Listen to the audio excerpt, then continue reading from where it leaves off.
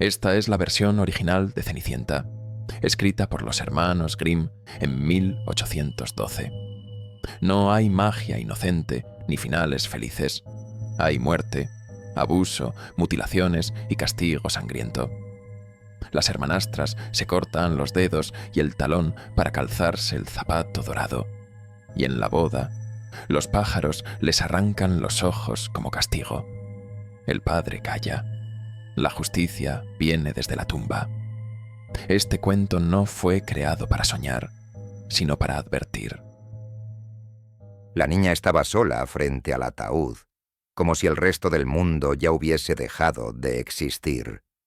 Alrededor no llovía agua, sino ceniza, flotando en el aire con la delicadeza cruel de aquello que no tiene peso, pero abruma.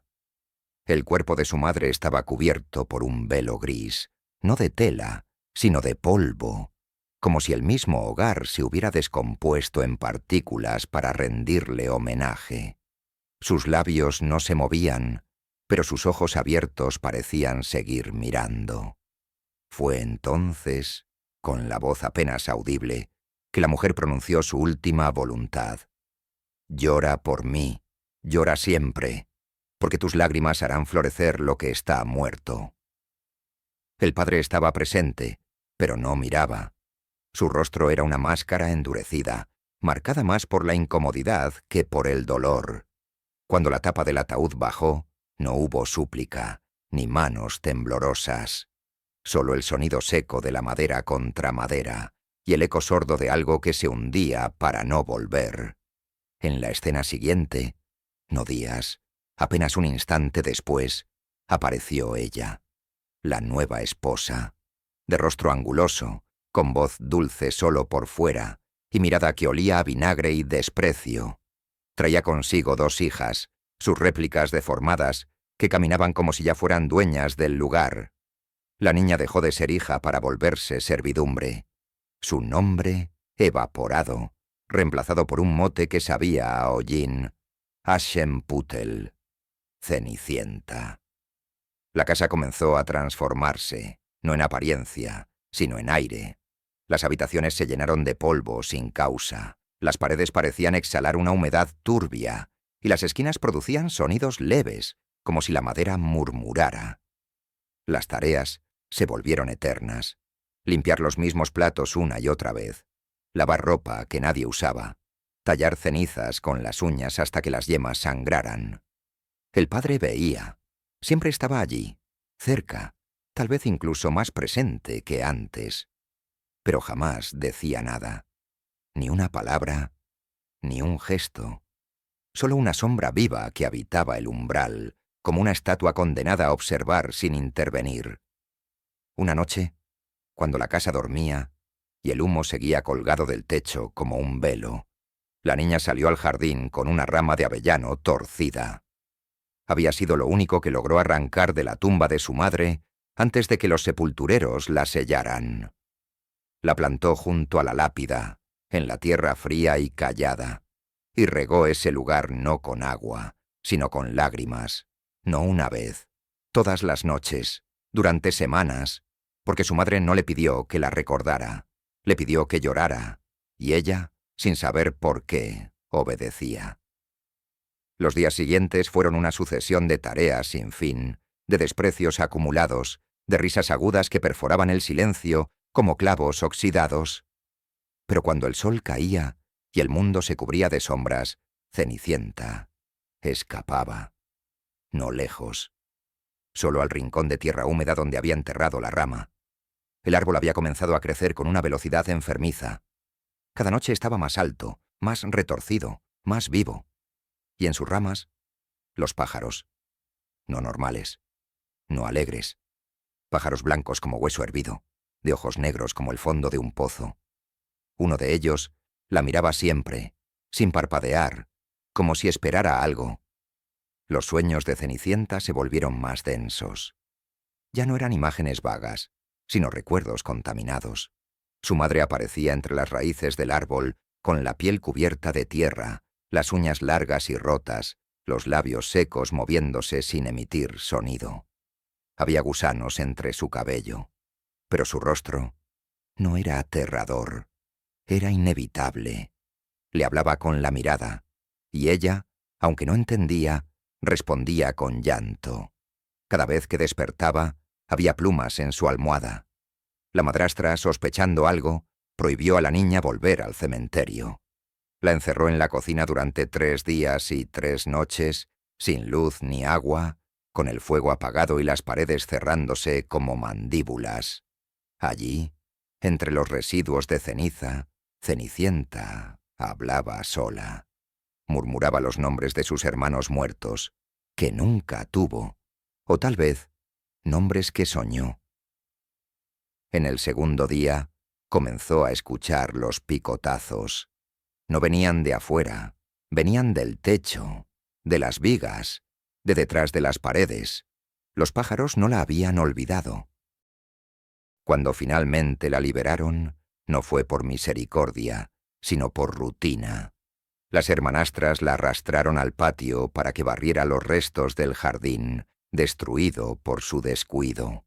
Pero al llegar al rincón donde estaba el árbol, lo encontraron intacto, aún más alto, aún más torcido, como si el tiempo allí no obedeciera las mismas reglas. Una de las hermanas quiso arrancar una rama, gritó antes de tocarla, dijo que algo la había picado, pero no había nada visible. Cenicienta no dijo palabra. Se arrodilló, clavó sus uñas en la tierra hasta hacer sangrar sus dedos. Debajo de la superficie encontró huesos, pequeños, ligeros, blancos, no de animal. Los abrazó, los envolvió en tela y los volvió a enterrar. Luego, con las manos manchadas, regresó a la cocina. No limpió la sangre, no pidió perdón, no miró a nadie. Esa noche, uno de los pájaros bajó por la chimenea. No graznó, no cantó. Se posó sobre su hombro y susurró algo. No era una palabra humana, y sin embargo, ella entendió.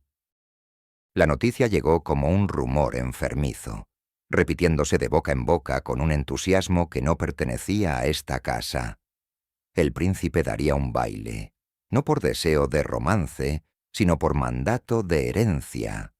Debía encontrar esposa antes del siguiente invierno. Era un ritual antiguo disfrazado de celebración. Para las hermanastras significaba una oportunidad. Para la madrastra, una posibilidad de poder. Para Cenicienta, significaba más trabajo. Mientras el salón se preparaba para luces, risas y perfumes, en la cocina el aire se llenaba de vísceras. La niña pasaba sus dedos entre intestinos animales, lavando carne, tallando ollas con agua sucia que no terminaba nunca de aclarar. El olor era espeso, y la grasa se adhería a sus manos como una segunda piel. Cada palabra de alegría que llegaba desde el comedor le pesaba más que el humo. Las hermanas la llamaban constantemente, no para pedirle ayuda, sino para humillarla. Le arrojaban prendas sucias, le exigían arreglar dobladillos, coser encajes, limpiar zapatos que ya brillaban. La golpeaban cuando no respondía, la insultaban cuando lo hacía. Cada una competía con la otra en ser más cruel. La madre observaba, sin necesidad de intervenir. Había aprendido que el silencio es una forma más refinada de tortura. El padre seguía allí, como un mueble gastado. Asentía a todo. Comía sin saborear. Existía sin estar. Cenicienta nunca le pidió nada. Había dejado de esperar. Y sin embargo, cuando la casa cayó en el letargo de la noche, cuando los pasos dejaron de sonar y los ecos se hicieron huecos, ella se alzó. No por esperanza, por necesidad. Caminó descalza por la cocina fría, cruzó el patio como una sombra y se detuvo frente al árbol.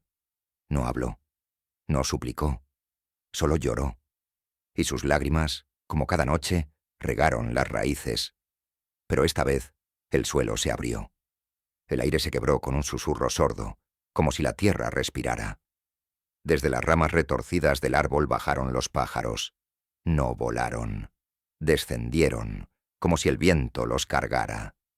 Traían entre sus picos jirones de tela vieja, harapos dorados, retazos que parecían haber sido arrancados de un cuerpo que ardió en llamas. Juntos comenzaron a ensamblarlos sobre ella. No le pidieron permiso, no preguntaron. Solo obedecieron un mandato que parecía venir de abajo. La envolvieron con un vestido que no relucía, sino que absorbía la luz. El oro no era puro, era sucio, oscuro, como si aún guardara ceniza entre sus costuras. La tela raspaba la piel. Se ajustaba como si conociera su cuerpo mejor que ella misma. Estaba hecho de silencio, de dolor, de algo antiguo. Los zapatos llegaron después. No eran de cristal, eran de oro macizo, tallados con precisión imposible, pesados, fríos. Cuando los tocó, sintió un escalofrío. No por el frío del metal, sino por lo que entendió en ese instante. Aquello no era un regalo. Era una herramienta, un arma, una trampa. No hubo hada, no hubo magia dulce. Solo la voluntad de algo que vivía en la tierra, en los huesos, en los ojos de los pájaros. Una voluntad que quería algo a cambio. Cuando entró al baile, nadie la reconoció. No porque el vestido ocultara su identidad, sino porque ella ya no era la misma. Caminaba con el cuerpo recto, pero el alma torcida. Sus ojos no brillaban, quemaban. La belleza que la envolvía no era humana, era terrible. El príncipe la miró desde el primer momento, pero su mirada no fue de ternura, fue de hambre, como si también él supiera que algo se había activado. Bailaron. El salón giró. La música no tenía ritmo, solo repetición, un círculo sin fin. Ella no habló. Él tampoco. Pero sus cuerpos se rozaban con la electricidad de quienes están marcados por el mismo destino.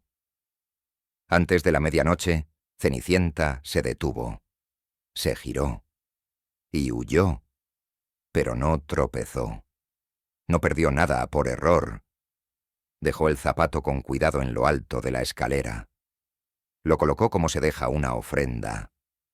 O una carnada. El regreso fue silencioso. El vestido ardía. No en fuego real, sino en una combustión que nacía desde la tela misma, desintegrándose en sus manos mientras cruzaba el bosque. Para cuando llegó a casa, solo quedaban cenizas pegadas a su piel. Entró sin ser vista. Subió sin dejar huella. Cuando se acostó, la oscuridad no fue completa. Había una pluma sobre su almohada, blanca, pero manchada. No era tinta, no era barro, era sangre, aún fresca. Ella no gritó, no tembló. Solo la sostuvo entre los dedos hasta quedarse dormida. A la mañana siguiente, la noticia corrió. El príncipe buscaba a la dueña del zapato dorado. Las hermanas saltaron como hienas ante un cadáver. Se maquillaron con desesperación. Se rieron sin pausa. La madre empezó a dar órdenes. El padre asintió. Pero Cenicienta no se movió. Ni una palabra, ni una sonrisa. Porque ya no deseaba al príncipe. Ahora deseaba algo más profundo y más oscuro. Justicia. El amanecer fue de un gris enfermo, como si el cielo se hubiese cubierto de ceniza y no pudiera recordar el camino de regreso al azul. El sonido de cascos se escuchó desde lejos, no con fuerza marcial, sino con la pesadez de un juicio que se aproxima. El carruaje real, negro, de herrajes viejos y brillantes como cuchillas, se detuvo frente a la casa. Las hermanastras gritaron, como si la victoria ya fuera suya. Una de ellas se rasgó el vestido de tanto apretarlo contra su cuerpo. La otra empujó a la madre por la escalera. Todo era urgencia, desesperación. Debajo de esa capa de alegría latía un miedo viejo, una ansiedad podrida que solo conocen quienes sienten que el destino puede escaparse por una rendija. Cenicienta fue enviada al sótano, no con amenazas, sino con esa mirada que no deja opción. La puerta se cerró con un golpe seco. El cerrojo sonó como una sentencia. Allí abajo no había luz, solo el olor a humedad y carbón viejo. Se sentó entre los cubos de ceniza, rodeada por arañas y polvo que ya era parte de ella. No gritó. No pidió ayuda. No pensaba que eso terminara allí, porque ya no esperaba justicia de los hombres. Esperaba el momento en que el ciclo sangriento completara su forma. Arriba, la primera hija se preparaba. El zapato dorado era demasiado pequeño, como si hubiese sido hecho para otro pie, otra carne, otro cuerpo. Pero la madre no se inmutó. Tomó un cuchillo de la cocina, uno de hoja larga y desgastada, y lo puso en la mano de su hija con la naturalidad de quien entrega una cuchara. «Corta los dedos», le dijo. «No los necesitas si vas a ser reina». La hija obedeció. ¿Con lágrimas? Sí. Con dolor. Pero obedeció. El cuchillo penetró la carne como si ya conociera el camino. El sonido fue húmedo, blando, cortante. El grito fue contenido, solo un gemido bajo que parecía más un lamento que un estallido. Sangrando, tambaleante, la joven se calzó el zapato. Entró. Encajó. El príncipe sonrió. El carruaje partió con la joven en su interior. La casa quedó en un silencio de vidrio, temblando. La madre abrazó a su hija restante.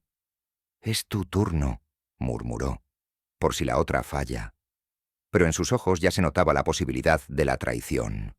Abajo, Cenicienta escuchaba pasos, susurros, risas nerviosas que se entrecortaban. Pero también escuchaba algo más. Un aleteo. No dentro de la casa, sino más allá. Pájaros. Muchos. Cantando. No una melodía alegre, sino una frase que se repetía como una maldición. «Sangre en el zapato. Falsa es la novia». El canto se extendió por el aire como humo que entra en cada rendija. El príncipe, al oírlo, miró los pies de su acompañante. La sangre brotaba entre los bordes dorados, manchando el cuero. El hechizo se rompió. El carruaje se detuvo. Volvieron. El grito de la madre fue seco, no de rabia, sino de cálculo. Tomó a su segunda hija del brazo. Esta vez no hubo súplica, solo una mirada.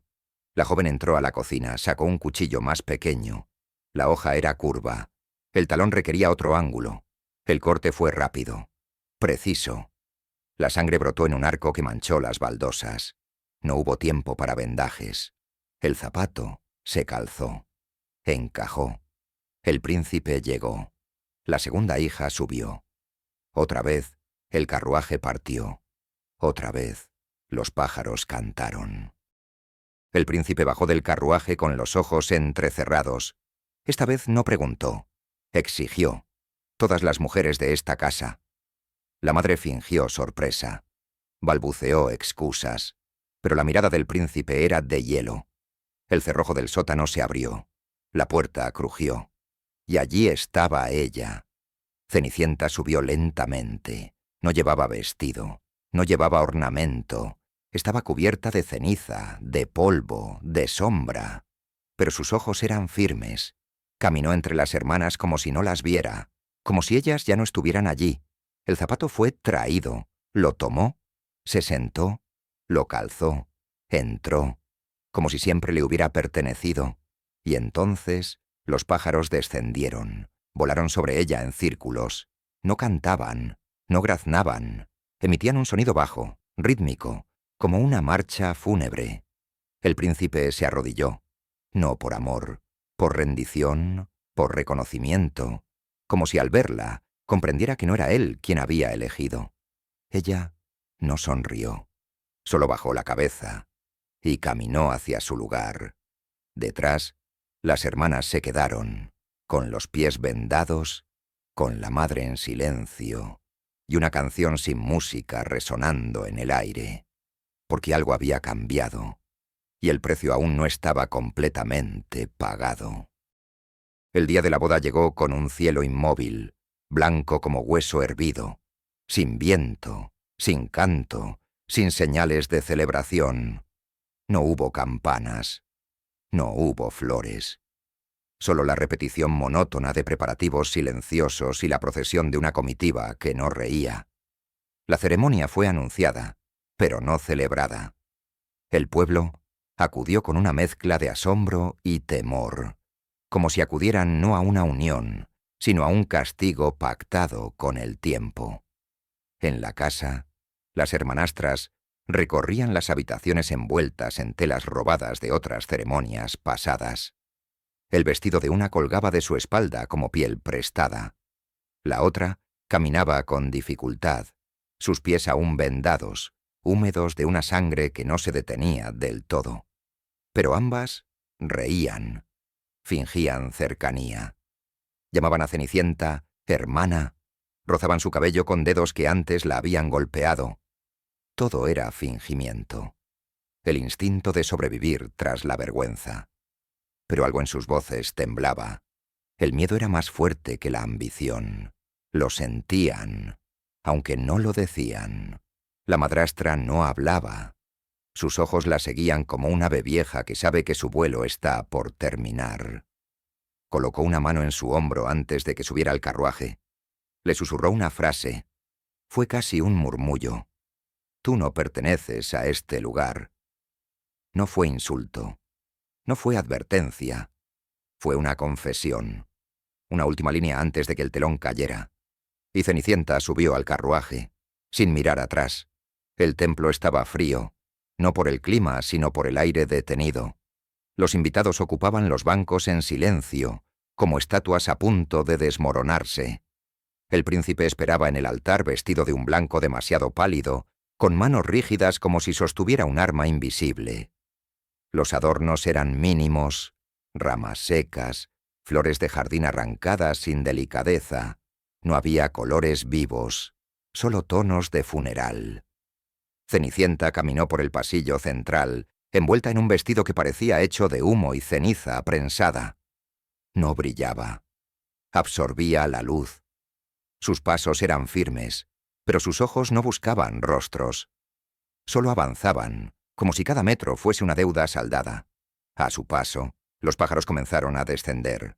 Primero 1, luego 3, luego decenas. Se posaban en vigas, barandas, hombros de los asistentes. No graznaban. Solo observaban. Con ojos que no parpadeaban, ojos que recordaban. Las hermanastras estaban presentes, una a cada lado de Cenicienta, una sostenía el velo. La otra extendía su mano, temblorosa, intentando ser parte del rito. Sus pies marcaban el suelo con sangre que se filtraba lentamente bajo sus zapatos de ceremonia. Sonreían, o eso intentaban. Pero el temblor en sus mandíbulas delataba la verdad. Cenicienta las dejó hacer. Por ahora. Cuando el sacerdote alzó la voz para pronunciar las palabras sagradas, una sombra cruzó el ventanal. No era nube, era forma, era figura. Era algo que no debía volar tan bajo. En la distancia, más allá de las vidrieras, el árbol de la tumba se movía, aunque no había viento. Su tronco se inclinaba, su corteza brillaba como si respirara, y en lo más alto, una figura. No del todo humana, no del todo muerta, el rostro de la madre, o algo que lo recordaba, observando. Las hermanastras avanzaron con Cenicienta, cada una de un brazo. Querían ser parte, compartir el favor real, la gloria, o al menos evitar el olvido. Pero entonces los pájaros bajaron, no uno, cientos, desde los rincones, desde las alturas, desde las sombras. En silencio absoluto descendieron sobre las hermanas, y cuando tocaron carne la quietud estalló. Gritos, picotazos, sangre. Las aves se abalanzaron con furia matemática, con precisión de sentencia. No atacaban al azar. Iban por los ojos, solo los ojos. Las hermanas cayeron al suelo aullando, cubriéndose el rostro con manos inútiles. Pero no bastaba. Las plumas volaban. La sangre salpicaba como fuego. Uno de los ojos cayó al suelo, rodando entre pétalos marchitos. El otro desapareció en un pico que no dejó de moverse. Y Cenicienta no se apartó, no gritó, no miró. Solo esperó a que terminara. La música nunca comenzó. El altar quedó manchado. El velo cayó como un sudario.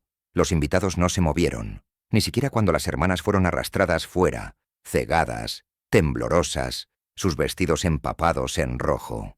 Y en el centro del salón, ella se quedó sola, sola con el príncipe, sola con los pájaros, sola con la memoria. Y una pluma descendió lentamente hasta su corona. Aún goteaba.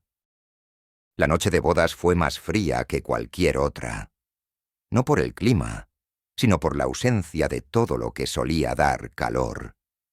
La habitación era amplia, con muros de piedra, ventanas cerradas y velas que ardían con llamas temblorosas, como si supieran que debían durar poco.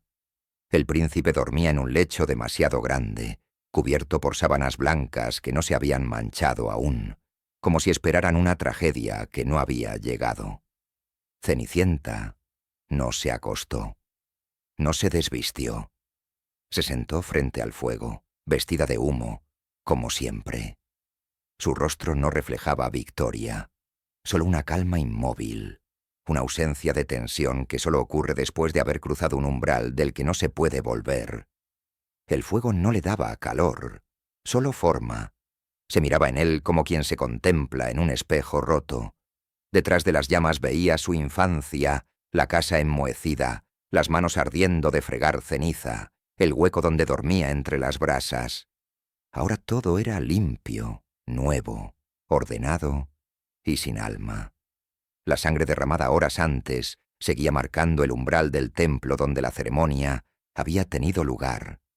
Nadie la había limpiado, como si incluso los criados supieran que ese tipo de mancha no debía borrarse. Era ofrenda, era advertencia. En sueños, la voz de su madre volvió, ya no como susurro, sino como mandato. Le dijo que lo que comenzó con su muerte no había terminado, que lo que la niña había sembrado con lágrimas debía seguir creciendo. El árbol no era símbolo, era umbral, y ella, la hija fiel, aún tenía algo por enterrar. Cenicienta se levantó antes del alba. No despertó al príncipe, ni a los criados. Caminó por el pasillo sin ser vista, como si la casa entera hubiese pactado con ella el silencio. Cada rincón parecía reconocerla como algo que ya no pertenecía del todo al mundo de los vivos. Salió al bosque con el vestido que había usado en la boda aún manchado en la base. No lo cambió. Sabía que no era el cuerpo lo que debía estar limpio, sino lo que iba a enterrar. El árbol en la tumba estaba diferente, más alto, más retorcido. Las ramas colgaban como dedos artríticos. Su sombra se extendía mucho más allá de lo posible. Bajo su tronco, la tierra palpitaba, no como algo vivo, sino como algo que respira desde abajo. Ella se arrodilló con la naturalidad de quien regresa a casa. Comenzó a excavar con las manos. No usó pala. No la necesitaba. La tierra se abría sin resistencia, como si la esperara. Encontró el corazón del avellano. No era literal. Era una masa negra, compacta, palpitante, que olía a hierro y flores podridas. Lo sostuvo entre las manos. Dentro latía algo que no era suyo, y que al mismo tiempo le pertenecía desde siempre. No sabía cómo lo sabía, solo lo sintió, y supo que la historia no era suya, que había muchas antes de ella, que habría muchas después, que el ciclo no se rompe, solo cambia de nombre. El castigo a sus hermanas no calmó la furia, fue necesario, pero no suficiente. El árbol había crecido, los pájaros seguían en el aire, observando, esperando. El vestido comenzó a rasgarse por sí solo, como si quisiera desprenderse, y ella no lo detuvo. Cenicienta se quedó de pie frente a la tumba, desnuda de vestido, de familia, de humanidad. Sus ojos ya no reflejaban deseo ni rencor, solo comprensión. No era amor lo que había buscado, era cierre. Pero el cierre no era felicidad, era forma, era función. La voz bajo tierra le habló por última vez, no como madre, sino como algo más antiguo. Tú puedes quedarte con tu corona, o volver conmigo. Ella no contestó. Se despojó de la corona, la dejó sobre el tronco y caminó hacia la sombra del árbol. El suelo se abrió. Sin violencia, sin gritos. La recibió como a una semilla que debe florecer más adelante. Cuando el viento sopló, los pájaros no volaron, solo dieron una vuelta más y se posaron sobre el árbol. Desde entonces, nadie volvió a ver a la princesa. Y sin embargo, cuando cae la noche, el fuego de la cocina del palacio crepita sin que nadie lo encienda. A veces, si se pone atención, se oyen pasos leves sobre las cenizas. Y si alguien mira bajo el árbol, hay ceniza fresca.